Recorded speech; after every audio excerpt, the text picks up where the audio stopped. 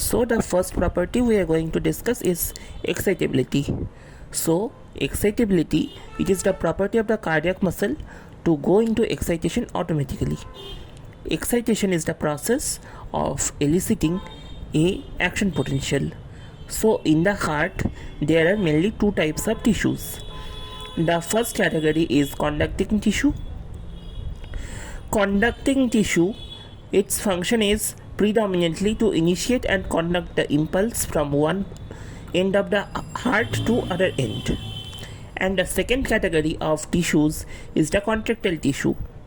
Contractile tissue, it functions predominantly to contract. Both these tissues show excitation. Whenever a tissue is excited, it produces action. Now about the phases of the pacemaker potential. So pacemaker potential, it has only three phases. Phase 0, that is depolarization. Phase 3, that is repolarization, and phase 4, that is prepotential. Now about the ionic basis of pacemaker potential. So pacemaker potential, phase 0, that is rapid depolarization. So rapid depolarization at phase 0, it is due to calcium influx through slow calcium channel, that is L channel. Phase 3, that is the repolarization phase. This is due to potassium efflux causing restoration of the potential to the resting level. Phase 4, it is also known as the prepotential or the pacemaker potential. So this is a slow depolarization during which the potential drops from -60 to -45 millivolt, that is the firing level. So it is caused by decreased potassium efflux and increased sodium influx through sodium F channels. Sodium F channels are also called sodium funny channels because this open at the end of repolarization. And also through calcium influx through calcium T channels, that is transient calcium channel. Sympathetic stimulation makes the pacemaker potential steeper, and parasympathetic stimulation causes pacemaker potential less steeper. Now the contractile tissue, they generally show plateau type of action potential. So plateau type potential, the parts of the plateau type of action potential. Phase 0, that is rapid depolarization phase. Phase 1, that is initial rapid repolarization phase. Phase 2, that is the plateau phase or slow repolarization phase. Phase 3, that is the final rapid repolarization phase. And phase 4, that is polarized state or resting membrane potential. Now the ionic basis of plateau type of potential. Phase 0, that is rapid depolarization. During this phase, the potential reaches to +20 millivolt from -90 millivolt due to sodium influx through voltage gated sodium channels and calcium influx also contributes as the calcium channel open when the membrane potential falls to -40 millivolt. Phase 1, that is initial rapid repolarization phase. During this phase, the potential suddenly falls to -10 from +20 millivolt due to sudden increase in the potassium permeability causing potassium efflux and sodium channel closure. Phase 2, that is the plateau phase or the slow repolarization phase. This is caused by calcium influx through slow calcium channel and sodium influx through the calcium channel, and also continuous slow potassium efflux. So at the end of this stage, the potential slowly falls to -40 millivolt. Then we have phase 3, that is the final rapid repolarization.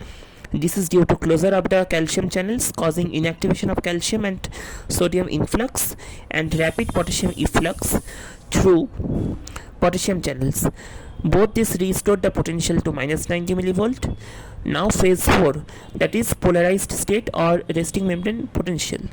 During this phase, the membrane potential is maintained at minus 90 millivolt. This is due to slow continuous potassium efflux sodium potassium pump that participates in maintaining the resting membrane potential at minus 90 millivolt. Now next property is conductivity.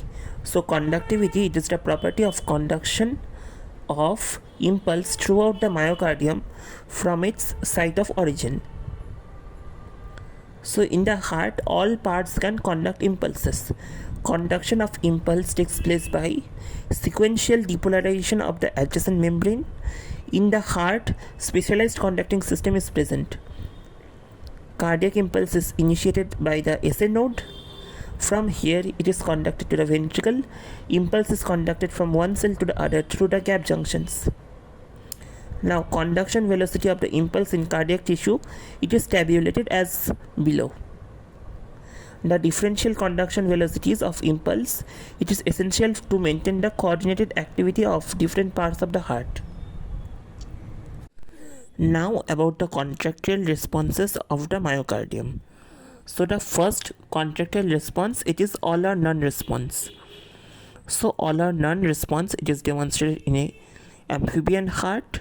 In this, a series of stimulus starting with a subthreshold stimulus to a supramaximal one with intervals of 20 to 30 seconds are applied. With the subthreshold, no response is obtained. The response to the other stimulus remains the same. This is all or none response, and this is due to the syncytial nature of the cardiac muscle. Syncytium, it is due to the presence of gap junctions. In this case, there is no beneficial effect. Now, next is staircase phenomena.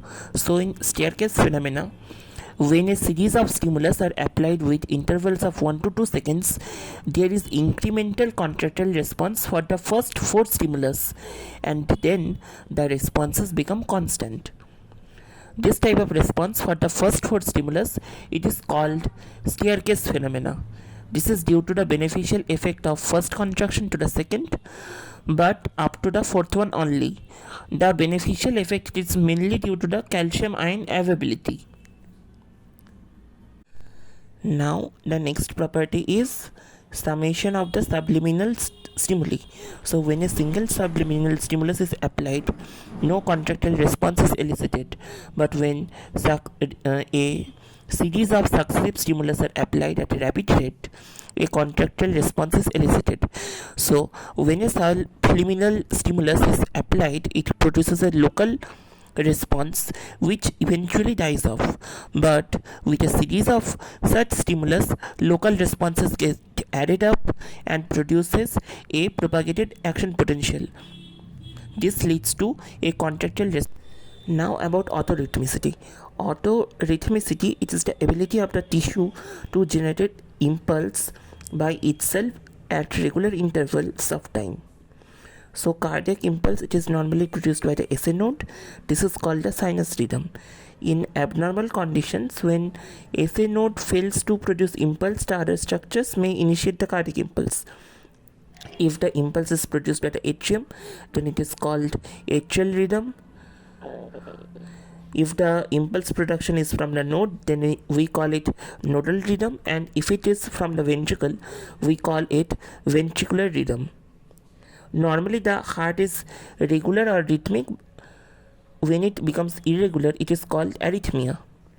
So cardiac impulse, it is produced automatically due to the unstable resting membrane potential of the pacemaker tissues. Now about the refractory period. So it is the period of response to the first stimulus during which second stimulus will not produce any response. Now refractory period is of two types.